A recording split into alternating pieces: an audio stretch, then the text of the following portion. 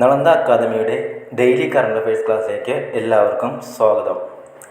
അധിനിവേശ പാലസ്തീൻ ഭൂപ്രദേശങ്ങളിലും ഇസ്രയേലിലും നടക്കുന്ന മനുഷ്യാവകാശ ലംഘനങ്ങളെക്കുറിച്ച് അന്വേഷിക്കുന്നതിനുള്ള UN സ്വതന്ത്ര അന്വേഷണ കമ്മീഷൻ്റെ അധ്യക്ഷനായി നിയമിതനായത് ഒഡീഷ ഹൈക്കോടതി മുൻ chief justice doctor S. Muralidhar.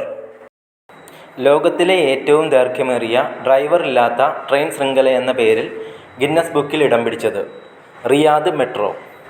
ബഹുഭാര്യത്വം criminal കുറ്റമായി bill പാസാക്കിയ നിയമസഭ. ആസാം. ഡെങ്കിപ്പനിയെ പ്രതിരോധിക്കുന്നതിനായി ലോകത്തിലെ ആദ്യത്തെ ഒറ്റ ഡോസ് വാക്സിന് അംഗീകാരം നൽകിയ രാജ്യം ബ്രസീൽ. വാക്സിൻ ബ്യൂട്ടൻഡൈൻ ഡിവി. ബ്രസീലിലെ സാവോ പോളോയിലുള്ള ബ്യൂട്ടൻഡൈൻ ഇൻസ്റ്റിറ്റ്യൂട്ടാണ് ഈ വാക്സിൻ വികസിപ്പിച്ചത്.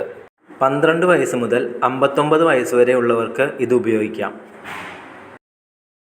ഓസ്ട്രേലിയയിലെ ലോവി ഇൻസ്റ്റിറ്റ്യൂട്ട് പുറത്തിറക്കിയ ഏഷ്യൻ പവർ സൂചികയിൽ ഇന്ത്യയുടെ സ്ഥാനം 3-ാം സ്ഥാനം.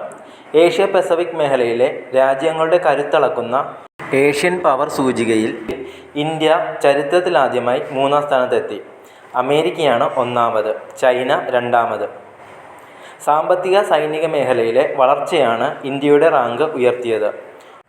ഓപ്പറേഷൻ സിന്ദൂർ ഇന്ത്യയുടെ സൈനിക കരുത്ത് വർദ്ധിപ്പിച്ചതായി റിപ്പോർട്ടിൽ എടുത്തു പറയുന്നുണ്ട്. 27 രാജ്യങ്ങളുടെ സൈനിക ശേഷി, സാമ്പത്തിക വിഭവം, നയതന്ത്ര സ്വാധീനം, സാംസ്കാരിക സ്വാധീനം തുടങ്ങിയവ വിലയിരുത്തിയാണ് ലോവി ഇൻസ്റ്റിറ്റ്യൂട്ട് ഈ റിപ്പോർട്ട് തയ്യാറാക്കിയത്.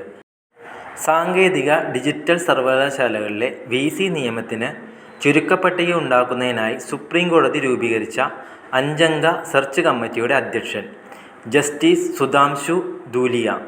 പ്രളയബാധിതരായ ശ്രീലങ്കയ്ക്ക് അടിയന്തര സഹായമെത്തിക്കാനായി ഇന്ത്യ ആരംഭിച്ച രക്ഷാദൗത്യത്തിൻ്റെ പേരെന്ത്? ഓപ്പറേഷൻ സാഗർ ബന്ധു.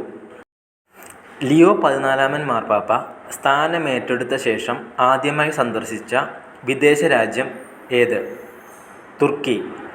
ക്രൈസ്തവ വിശ്വാസ ചരിത്രത്തിലെ നിർണായകമായ കൗൺസിൽ ഓഫ് നിഖ്യയുടെ 1700-ാം വാർഷികം ആഘോഷിക്കുന്നതിനാണ് അദ്ദേഹം പ്രധാനമായും എത്തിയത്.